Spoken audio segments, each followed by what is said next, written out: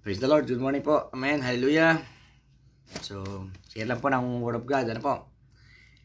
Sa salita ng Panginoon, nakakaroon tayo ng meron pa akong usap sa atin ng Banal na Espiritu. Amen.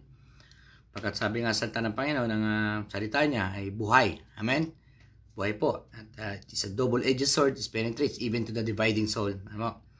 And it judges the heart of man. Amen. Kung sakali po tayo na pag nakarinig ng salita ng Panginoon, na tayo po ay may naramdaman sa puso. Amen. So, kung tayo masaktan man, huwag po tayong tumalikod. Amen. Dahil lagi po natin iisipin na kapag nanakit si Lord, tunay pong pag-ibig yun. Amen. Tayo po binabago. Gano'n lang dapat yung ating pagsusumamo ng pagpakumbaba na meron kasi tayong katangian na we are bound ba? Parang yun yung humihila sa atin. Amen? Tayo yung humihila para makita natin yung promise ng Lord. Amen? Para maklaim natin yung promise of God. So patuloy po tayo na makinig kahit saan po kayo diyan, kahit nasa lugar po kayong as you hear, as you read the Word of God. Andun dapat yung pagpakumbaba natin. Amen? Hayaan po natin na tayo baguhin ng Panginoon. Amen? Lagi po itong para sa ating kabutihan. For He knows the best for us. Amen? Siya po ang author ng life. Amen? Sa Kanya po natin matatagpuan kung ano po yung will. Ano po, kung ano po nga ba ang purpose natin sa mundo. Ano nga po ba yung will ng Panginoon sa atin. So in His Word alone. Amen? Hallelujah. Amen?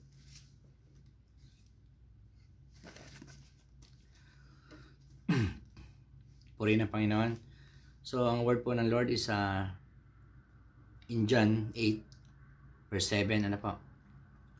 When they kept on questioning Him, He straightened up and said to them, "Let any one of you who is without sin be the first to throw a stone at her."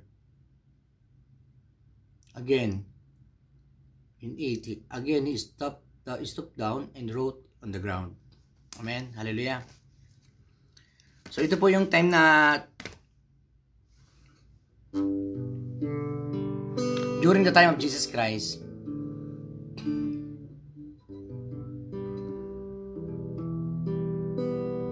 lumapit sa Kanya yung mga tao. Amen. Bitbit yung isang babae.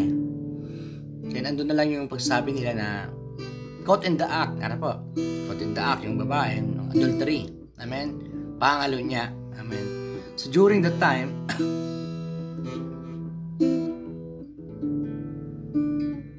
from the law of Moses, so ang ganun po na may pagkakasala, ito po binabato. Amen? Binabato hanggang sa mamatay. Amen? So, yung dali nila, ano po? Basahin po natin yung simula na.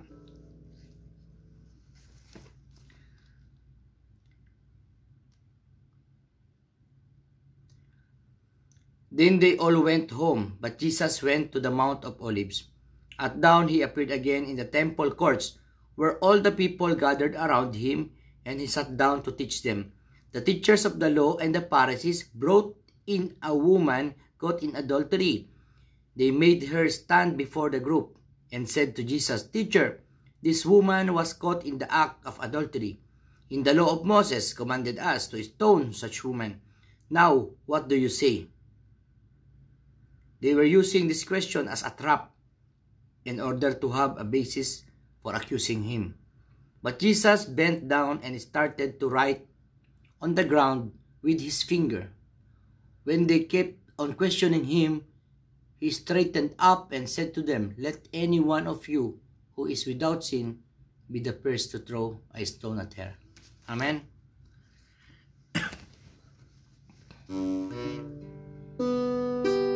Kung ating ma-imagine, ano po, na ano nga ba yung at that time, yung nararamdaman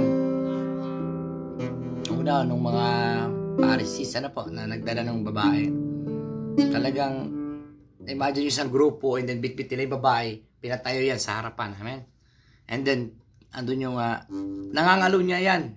Kasalanan yan, dapat yan batuhin. Amen? Yung puso nila is nandun na nakikita nila na sila ay tama. Ano po? Parang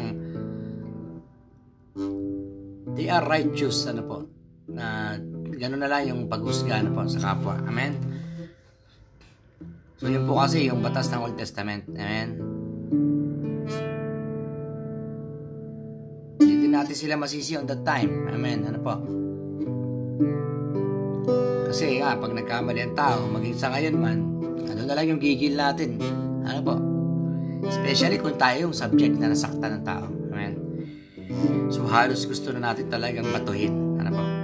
Pero tuloy po tayo sa kwento. Ano po kaya yung nararamdaman ng babae na nagkasala? Ano po? Iyak nang iyak po yung babae. Ano? Pinanood ko po ito sa YouTube. Nakadapa siya. Ano yung pag-iiyak?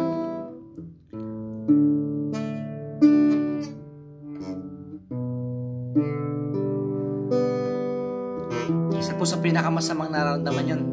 Pinakamasakit ba? Yung na-judge ka na ng mga lahat ng paligid mo, ng buong ano ba? Na lahat na nasa paligid mo. Dahil nakakumit ka ng matinding kasalanan.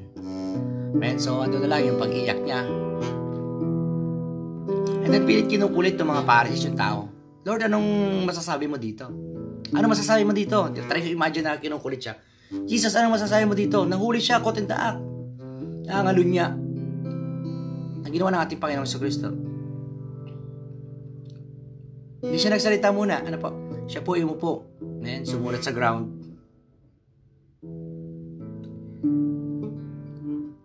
Then nung hindi natatapos yung pagtatanong ng mga tao, tumayo ang Panginoong Jesucristo din sinabi na kung sino man yung hindi nagkasala sa inyo, siya yung unang bumato. Amen. At tigilan po yung mga tao. Tigilan sila. Na-realize na lahat ay mayroong pagkakamali at pagkakasala. Amen. Then umalis po silang lahat. Amen. On that manner, ni-remind tayo ng Lord, hindi po tayo judge. Amen. Hallelujah. Sinabi po sa Book of Romans na for all have sinned. Amen.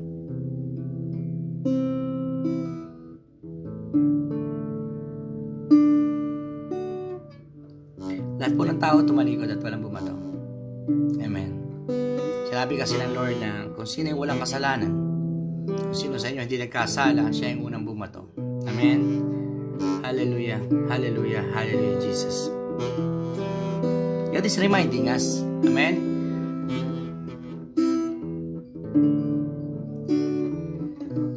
Na huwag tayong mabilis humusga ng kapwa. Amen. Hindi naman para i-tolerate yung pagkakamali ng iba. Di ba? Pero gayahin natin sana yung ginawa ni Jesus Christ. Amen. Yung compassion ba? Amen. Nandun niya lang yung pag-usap niya. Amen. Ganun pa matagkamali yung babae. Andun yung kanyang pagkapatawad. Amen. And then what he said, go and sin no more. Amen. Lagi po nating isipin na sa piling ng Panginoon, lagi po tayong may chance makapagbago, kapatid. Amen. At lagi natin panghawakan yun. Sa pagpatawad ng Panginoon, ang sabi ng Lord Jesus Christ is, go and sin no more. Amen. So dapat andun po yung ating pagsusumikap. Amen. Na patuloy na makalakad na sa katwiran. Amen. Hallelujah. Dahil kung makikita natin ganun ang paghusga ng tao, di ba? Sasaktan ka na ng tao, babatuhin ka. Sige nga. Makasala kang muli. Talagang hatulan ka. Baka naman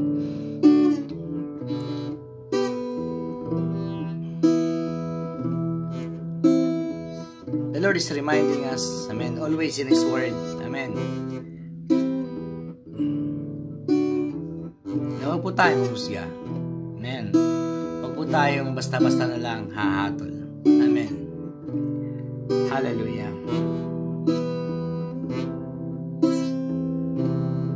Sinabi sa ng Panginoon yan, don't judge. Po? So, sa ganun pamaraan ba, so kapag mayroong nagkamaling tao, tapos ang heart natin humusga, so dalawa na ngayon nagkamali. Amen. So, maging wise din tayo na the enemy, sabi sa salita ng Panginoon, The enemy is like a roaring lion looking for someone to devour. Diba? So kung nagkamali yung isa, tapos yung heart natin di natin nabantayan, nagkaroon ng panghusga. So dalawa na po nagkamali. Amen. Hallelujah. Then tayo naman po sa mga nagkamali. Tulad po ng babae, ano po? Ando na lang po yung pag-iyak niya sa paanan ng Panginoon. Amen. Ano po yung kanyang pagpakumbaba. Hallelujah.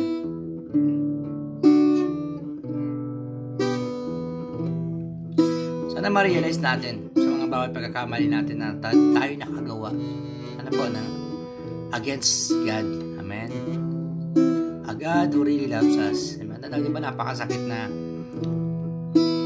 makagawa ka ng masaktan mo, yung talaga nagmamahal sa'yo ng tunay. Amen. Yung talaga nagtatapat sa'yo ng tunay. Amen. Hallelujah. Who really give you blessings. Amen. Siya nagbigay ng chance sa atin para laging mabuhay araw-araw. Amen. Para mapatuloy na makapagbago. Sana maisip natin yung mga bagay na hindi po nararapat masaktan ng Panginoon. Hallelujah. For He deserves praises. Amen. Ganun na lang yung pag-ibig niya sa atin, di ba? Hinusgahan na tayo ng tao, and then nung paglapit natin, andun yung kanyang pag-ibig. Amen. Andun yung kanyang pag-alalay at pagprotekta sa atin.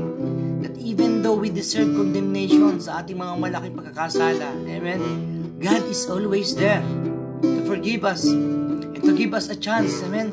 Sabi ng Panginoon, hinalalayan tayo sa pagtayo tulad ng isang babae. Hinawakan ng kamay, magkasama silang tumayo, hinawakan sa balikat, and then sinabihan, di ba? Go and sin no more. Amen. Hallelujah. So sa bawat kaibigan natin, pamilya, mayroong pagkakasala, huwag po tayo agad humatot. Amen. Gawin natin yung part natin to bring them unto Jesus. Amen. Si Lord lang yung kayang magpatawad. Si Lord lang yung kayang humusga. Si Lord lang yung kayang magbago ng puso ng tao. Lagi nating isipin, ang nakita natin tao nagkamali, katulad natin tao. Sometimes, yes, tayo obedient, andun yung ating pagsunod, pero lagi nating isipin, kapag naisip mo sa kapwa mo yung galit, you are a murderer. Amen, sinabi po ng Panginoon yan. Hallelujah. So at this time, nais ng Panginoon, di ba, sa pangako niya, sa promise niya sa Jeremiah 29:11. O, lagi po nababanggit ito. For I know the plans I have for you, to prosper you, not to harm you, and to give you hope. Amen. Part po ito. Tinuturuan ng Lord ang puso natin na huwag agad-agad humusga. Amen. The Lord is trying. The Lord is always protecting our heart. Amen. Ayaw niya na na-destroy ang kanyang anak. Lagi nating isipin. Amen. Kapag ito'y nalamnan ng Spirit na hindi nagmumula sa Kanya, ano po? So, mahirap mag-dwell sa presensya ng Panginoon. Because God is in Spirit and in truth. Blessed are those in the pure of heart, for they shall see God. Hallelujah!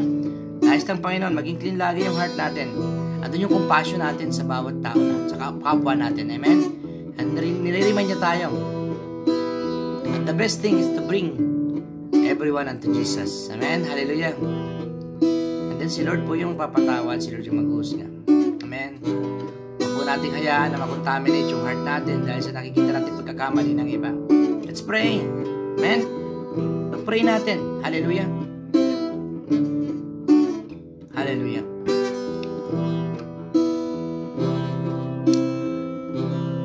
Salamat Lord. Hallelujah. Panginoon, maraming salamat for this time, for this day. Hallelujah. For your great word, Panginoon. Sa inyong pag-remind sa amin, O God, na huwag po agad-agad humatol, O God. Hallelujah. Thank you for reminding us, O Lord, na huwag balikan yung aming mga nagawang kasalanan, O God. Hallelujah. And thank you for your forgiveness. Thank you for love, unfading love. Hallelujah. Your love endures forever, Panginoon God. Maraming salamat po, Lord, for the forgiveness of sins. Maraming salamat sa laging pag-asa na inyong binibigay, Lord, upang makalakad muli ang inyong mga anak, Panginoon God. Sinabi niyo nga po sa inyong salita that in Jesus Christ, there is no condemnation na Panginoon. Hallelujah. Maraming salamat, O God, for the salvation and for the great gift, O God, na patuloy naming nararanasan, O God. Patuloy niyo kaming hawakan. Kayo po, Lord, yung mag-minister. Let your word alone, Panginoon God, the Holy Spirit, Panginoon God, ang bumulong sa mga bawat nakarinig, Panginoon God. Lord, we thank you and we claim the victory, Panginoon God. Continue, Lord, to change us, O God, day by day. Glory to glory, O God. Hallelujah. In Jesus' name, amen and amen. Praise God.